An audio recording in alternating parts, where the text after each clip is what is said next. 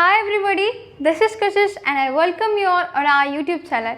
जैसा कि मेरा पिछला वीडियो जो मैंने यूट्यूब पे अपलोड किया था उसमें मुझे आप लोगों ने ढेर सारा प्यार और स्नेह दिया। उम्मीद करती हूँ इस वीडियो में भी आप लोग मुझे ढेर सारा प्यार और स्नेह देंगे।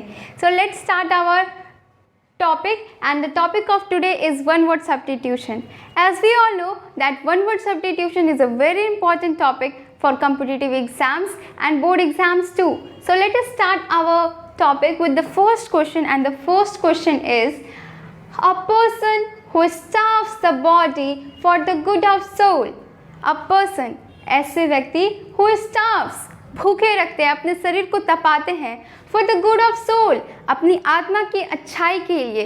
तो ऐसे व्यक्ति को हम लोग क्या कहते हैं? ऐसे व्यक्ति को हम लोग कहते हैं ascetic। इन्हें हम हिंदी में तपस्वी, मुनि भी कहते हैं। नाउ लेट्स सी और सेकेंड क्वेश्चन। हमारा सेकेंड क्वेश्चन है अ फनरल पोएम।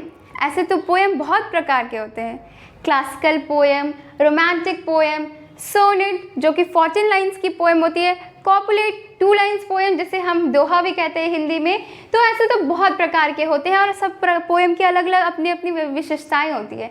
लेकिन ये जो फनरल पोएम है, जैसा कि हम देख सकते हैं, फनरल वर्ड रिलेटेड है, दाह संस्कार, मृत्यु से रिलेटेड है। तो a funeral poem is a poem which is written on somebody's death, यानी कि किसी की मृत्यु हो जाने पर ये पोएम लिखा जाता है। तो हम इससे क्या कहते हैं? इसे हम कहते हैं एलिजी।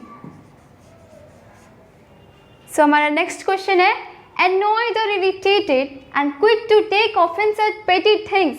annoyed or irritated, बहुत छोटी मोटी बातों पर चिड़चिड़ा जाना, जल्दी गुस्सा आ जाना, and quick to take offense, offense मतलब रिवेंज लेना, बदला लेना, एट पेटी थिंग्स, छोटी मोटी बातों पर। तो ऐसे हम एग्जाम्पल देख सकते हैं, गांव में जैसे बूढ़े हैं, किसी भी बूढ़े को आप कुछ कह दीजिए तो वो झट से आपके पीछे लाठी लेके दौड़ने लगते हैं आपसे बदला लेने की कि तुमने ऐसा क्यों कहा।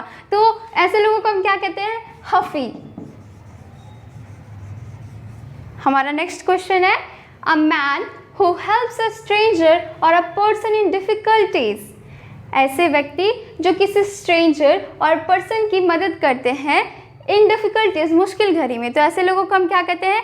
ऐसे लोगों को हम कहते हैं समारिटन। और हमें कंफ्यूज करने के लिए ऑप्शंस में कुछ वर्ड्स दे देंगे, जैसे कि वर्ड्स है मर्सिनरी। तो ये जो मर्सिनरी होगा हमारा, ये सेल्फिशनेस के लिए मदद करेंगे। ये मदद तो करेंगे लेकिन अगर उनका प्रॉफिट है तब हमारी मदद करेंगे। और एक और ऑप्शन दे देगा आपको एल्ट्यूरिस्ट। एल्ट्यूरिस्ट मदद नहीं करते, ये परोपकार करते हैं। तो हमारा यहाँ क्वेश्चन में हेल्प है तो हम ये परोपकार का तो यूज़ नहीं कर सकते, और मर्सिनरी सेल्फिशनेस के लिए मदद करते हैं। तो ये दोनों ऑप्शन हमारे गलत हो जाएंगे, सही हमारा समैरिटन हो जाएगा। आगे बढ़ते हैं एनिमल्स लिविंग इन वाटर। जैसे कि वाटर है तो जल से संबंधित है, जैसे कि हम देखते हैं एक्वेरियम। एक्वेरियम वर्ड जो आया है वो भी एक्वेटिक से। तो animals living in water, animals living in water हो जाएगा आपका एक्वेटिक। क्या हो जाएगा? एक्वेटिक। और आपको कंफ्यूज नहीं होना है, ऑप्शंस में आपको एम्फीबियंस भी दे देंगे।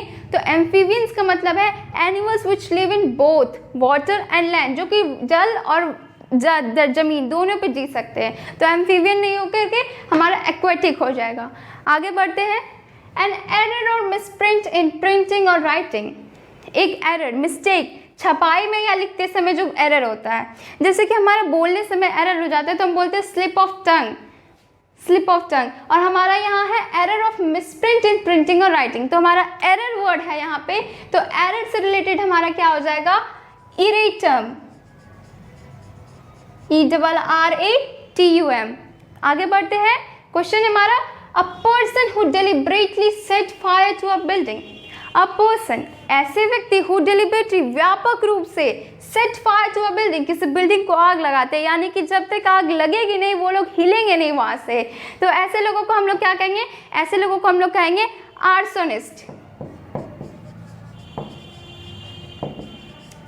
नेक्स्ट क्वेश्चन है हमारा a shady fertile place in the desert.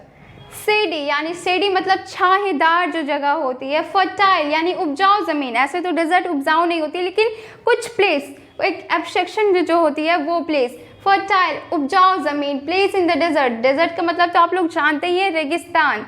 तो इसलिए हमारा क्या हो जाएगा? Oasis, OASIS। और एक और क्वेश्चन है जो कि हमारे एनडीए, एयरफोर्स, आर्मी सब में, क्लर्क सब में पूछे जाते हैं कि ओएसिस का प्लूरल क्या होता है, और हम कंफ्यूज होकर हमेशा गलती कर देते हैं। तो प्लूरल क्या होता है ओएसिस का? OASES, आई रिप्लेस हो जाता है ई से। तो आगे बढ़ते हैं। अ person who enters without any invitation, ऐसे व्यक्ति जो बिना किसी इनविटेशन, बिना कोई निमंत्रण के घुस जाते हैं। जैसे कि हम देखते हैं कि फॉरेन से इंडिया आ गए लोग बिना वीज़ा के। और एक और अच्छा एग्जांपल है, जैसे 4 दोस्त हैं, एक दोस्त को कार्ड मिला और 3 दोस्त ऐसे चले गए खाने के लिए, तो उन्हें हम क्या कहेंगे? उन्हें हम कहेंगे इंट्रूडर या gate crasher.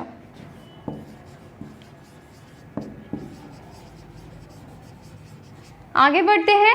A person who has had one or more limbs removed is called, ऐसे व्यक्ति जिनकी एक से ज़्यादा उंगलियां या फिर किसी शरीर जो कि पूरी नहीं है, छिन्न भिन्न हो, जो कि पूरी नहीं हो, रिमूव्ड हो, is called। तो ऐसे व्यक्ति को हम लोग क्या कहेंगे? ऐसे व्यक्ति को हम लोग कहेंगे एम्प्यूटी, AMPUEE। लेकिन ऑप्शंस में हमें कंफ्यूज करने के लिए एक ऑप्शन दे देगा लिम्बर, यहाँ क्योंकि लिम्स है और हमको ऑप्शन में दे देगा लिम्बर, तो बहुत लोग गलती कर देते हैं। हमें ऐसा नहीं करना, क्योंकि लिम्बर का मतलब होता है फुर्तीला या लचीला, और इसलिए हमारा सही क्या हो जाएगा? एम्प्यूटी। हमारा लिम्बर गलत हो जाएगा। सो हमारा नेक्स्ट क्वेश्चन है अ हैंडसम मैन, सुंदर इंसान। तो हैंडसम मैन को हम लोग कहेंगे एडोनिस। हमारे विलियम शेक्सपियर जो पोएट हैं, उन्होंने भी एक कविता, एक कहानी लिखी है, कहानी वेनिस एंड एडोनिस। तो एडोनिस हमारे हैंडसम मैन है और वेनिस जो है हमारी खूबसूरत औरत है। सो आगे बढ़ते हैं। A large number of bullets fired at the same time, a large number of bullets यानी कि continuous discharge of bullets, गोलियों की आंधी कह सकते हैं। तो आपने सुना होगा कि बर्फ़ की आंधी, तो बर्फ़ की आंधी को हम लोग क्या कहते हैं? ब्लिजर्ड। तो यहाँ गोलियों की आंधी है, तो यहाँ हम लोग गोलियों की आंधी को क्या कहेंगे? फुसिलेड, FUSILLADE। So hope you like the video.